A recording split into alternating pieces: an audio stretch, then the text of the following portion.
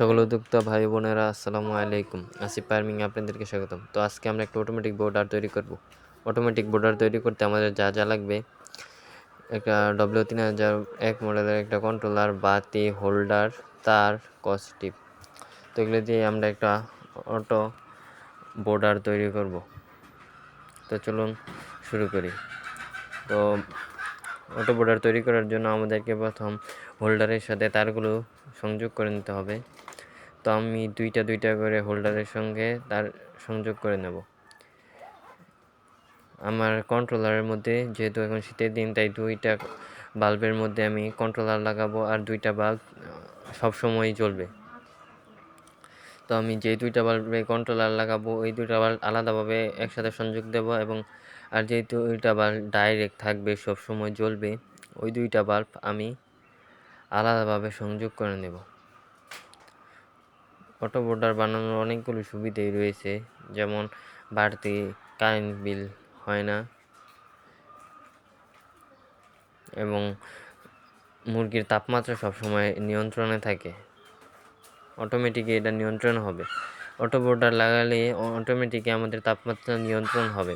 যে তাপমাত্রায় সেট করে দেব, ওই তাপমাত্রায় হলেই বাতি বন্ধ হয়ে যাবে, এবং নির্দিষ্ট তাপমাত্রার নিচে চলে গেলে আবার বাতি অটোমেটিক জ্বলে যাবে। তো আমি সুন্দরভাবে হোল্ডারগুলো লাগিয়ে নিচ্ছি। হোল্ডারগুলো অবশ্যই আপনারা টাইট করে লাগাবেন, সবগুলো নাট যেন টাইট হয়, কেননা যেহেতু এটা বৈদ্যুতিক জিনিস, তাই একটু লুজ কালেকশন হলে অনেক সময় দুর্ঘটনা ঘটতে পারে, তাই আপনারা টাইট করে সংযোগ করে নেবেন। এখন আমি দেখুন দুটি করে হোল্ডার একসাথে সংযোগ দিয়ে নিচ্ছি কি সুন্দর করে। আপনারাও এইভাবে সংযোগ দিয়ে নেবেন। এখন আমি একটা 2 পিন প্লাগ ব্যবহার করব, যাতে বৈদ্যুতিক লাইনে সংযোগ দেওয়া যায়। এখন আমি এই তারগুলো দুটি এই 2 পিন সকেটের সাথে সংযোগ দিয়ে নেব। আপনারা সুন্দরভাবে সংযোগটা দিয়ে দিবেন। এখন দেখুন আমি কিভাবে সংযুক্ত করছি। আপনারা এভাবে ভালোভাবে দুইটা তার সংযোগ দিয়ে নেবেন।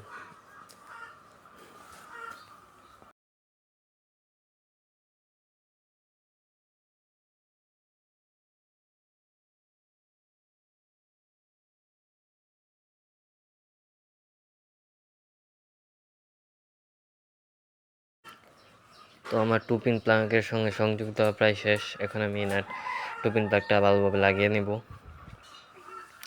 এবার কিন্তু আমাদের কাজ মোটামুটি হোল্ডারগুলো সংযোগ দেওয়া তারের সাথে প্রায় মোটামুটি শেষ।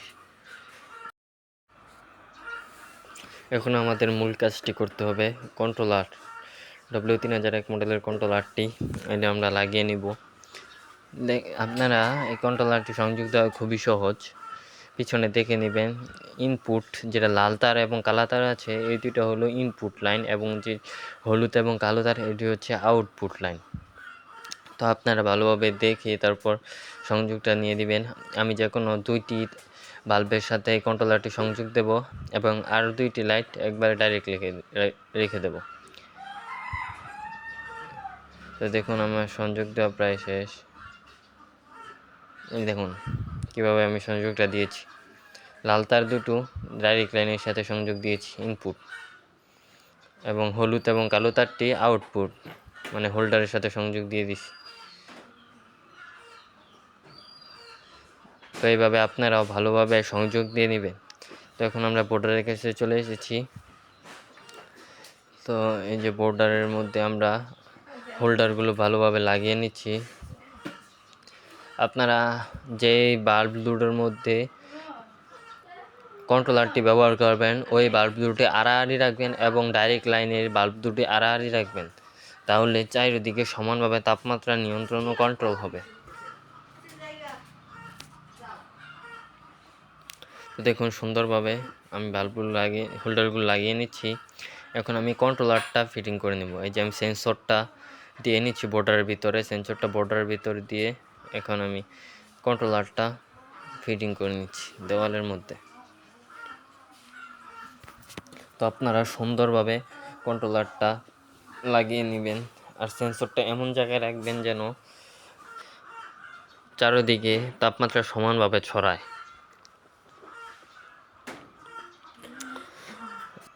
আমি সুন্দরভাবে সেন্সরটা বোর্ডের ভিতরে রেখে দিয়েছি। এখন আমি বাল্বগুলো লাগিয়ে দিব। আমার যেহেতু কন্ট্রোলার লাগানো কমপ্লিট, তাই এবার আমি বাল্বগুলো লাগিয়ে দিচ্ছি। বাল্বগুলো আমরা বোর্ডের মধ্যে সুন্দরভাবে লাগিয়ে দেব। অনেক সময় বাল্ব হোল্ডারগুলোতে বাল্বগুলো লাগতে চায় না, লুজ কালেকশন হয়ে থাকে। তো আপনারা এই বিষয়টা খেয়াল রাখবেন। যেহেতু বাল্বগুলো 24 ঘন্টায় চলবে, তাই আপনারা খুব ভালোভাবে সংযোগ দেওয়ার চেষ্টা করবেন, খুব খেয়াল করে দেখবেন। তো দেখুন আমাদের প্রায় কমপ্লিট, তাই এখন আমরা লাইনটা দিয়ে দিয়েছি। তো এখন আমি তাপমাত্রাটা সেটিং করে নেব।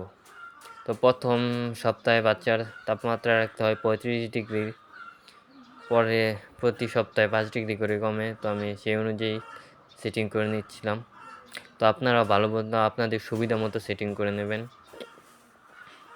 তো আজকে এই পর্যন্তই।